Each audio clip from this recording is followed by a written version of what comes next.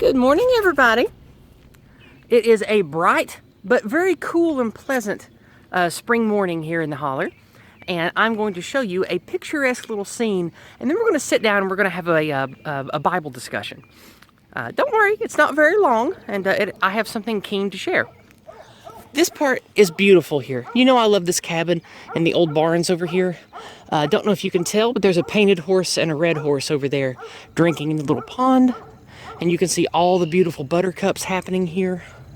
There's a big truck coming, but we're not going to cut that out. We're going to leave that in. It's a very noisy farm truck coming. But as you can see here, the buttercups are blooming. And, okay, truck is gone. I just think this is just a beautiful shot. So I'm glad that we got to capture it this morning together. So we are going to go sit where we normally do to have my Bible discussion here, which is just over here past this very kind lady's house.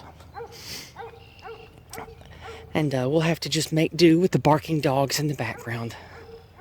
But if you follow me and you watch my content, I don't think you mind some barking dogs in the background. In fact, you may have come to appreciate them over time. And I'm not going to cut as much out of these morning walks as I used to. I don't know, it just, it seems to have more charm when it's almost like a live stream, so I like that. Anyway, this nice woman graciously lets me use her little sitting area out here where she comes to with her dog and her husband sometimes. So we're going to sit here and we're going to have a chat. We are going to have a chat specifically about the book of Titus, the first chapter of Titus. Now, Titus is one of the books of the Bible that Paul wrote. He wrote it to, surprisingly, Titus. And it was about why he left him in Crete. Now, Crete, the little island, is where we get the word Cretan. Because way back in the day, Crete had the reputation of being full of liars, shysters, and no-good hucksters. And Paul left him there because he wanted him to do good works and build a church in a place that desperately needed the word of God, that needed a good example. So he left Titus there, and Paul explained to him in the first book of Timothy. That's what I'm going to be talking about today. He explained that to build a church, he must select good men, and he will know those good men by the fruit that their trees bore. And the way that it is phrased by Paul in in the first chapter of Timothy, in the first chapter of Timothy, is he said, you will know them because they will speak the truth. They will be kind. They will show hospitality to others. They will show honesty and love and a good nature that you can tell by their fruits. Because if you observe a man and you get to know a man, if he produces foul fruit, you will know that. And if he produces good fruit, you will know that. And later on, in the first chapter of Titus, Paul writes that there are those who believe in false myths, and it's kind of ironic, but he says those who are subverted by Jewish myths and Jewish lies, which, you know, quite a bit of irony there, but we'll skip past that for now. And he says that there are those who, of course, worship false gods. There are those who have been subverted, and those men are of the Cretan type. They are the ones who have lies and deceit and subversion by nature. And those are what you seek to weed out and remove from the church and deny entry. Now, I find that very peculiar, that not only does he talk about getting to know men and knowing them by the fruit that they bear, but also that men who bear ugly fruit shouldn't even be allowed at the table. They shouldn't be allowed to be part of the thing that you build. They should not be even considered to being part of church.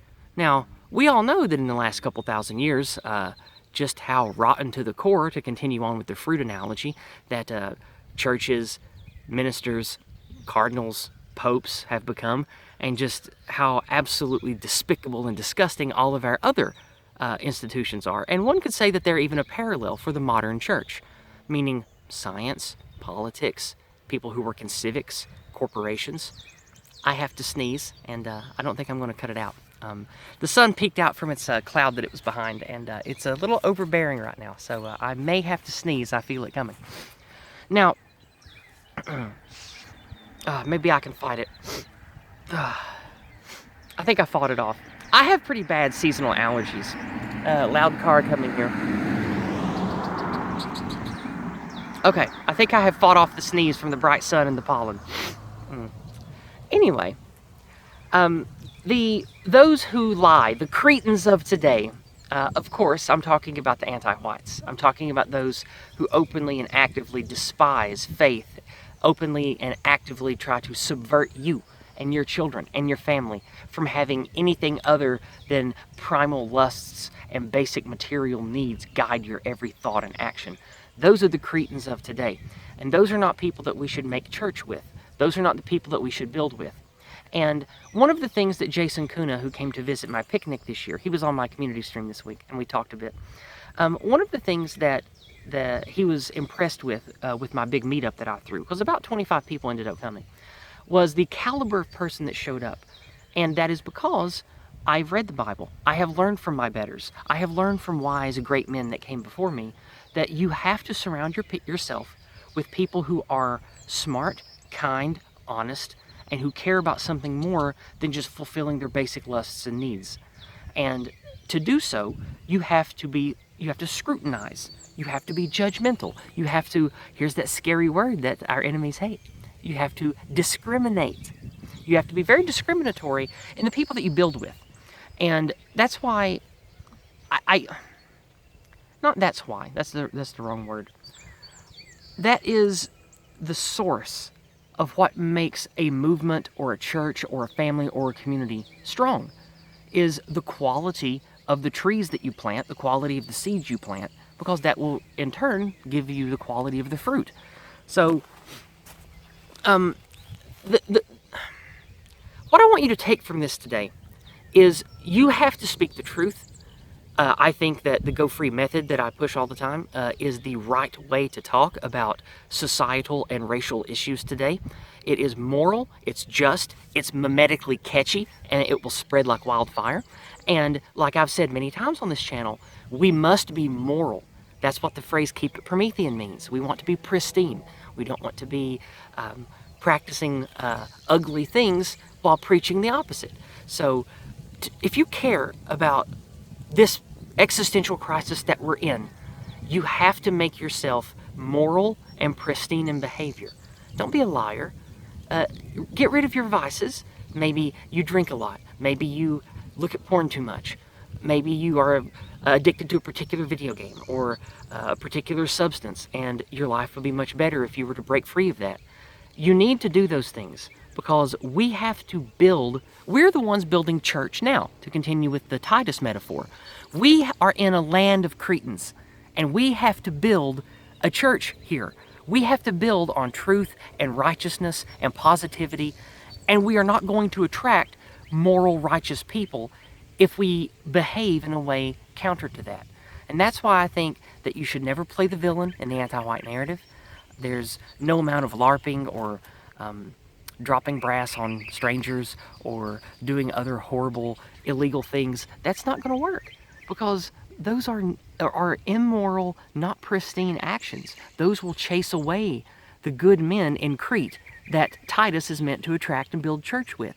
So hopefully this little biblical message can inspire you like it does me. I wanted to share that with you today. And also, after my morning walk, I couldn't believe just how beautiful and perfect it was. Just look at this beautiful weather. You've got a little orange-breasted robin over there. And over there is I think that's a blue jay or a magpie. I can't tell because it's bright, and my vision's bad when it's bright. But you just hear the birds a-going. And I didn't hear any frogs this morning. It might be too warm for them.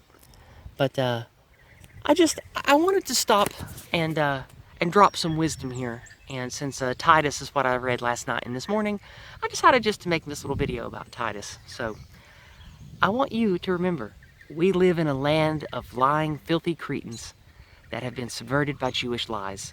And just like Paul said, we have to sort out the good fruit from the bad fruit, and we will know the people that make the good fruit. So organize and build church with those people. I hope you have a wonderful week and a fun weekend. And I'll see you next Monday night for Discordant Dragons. Goodbye and God bless.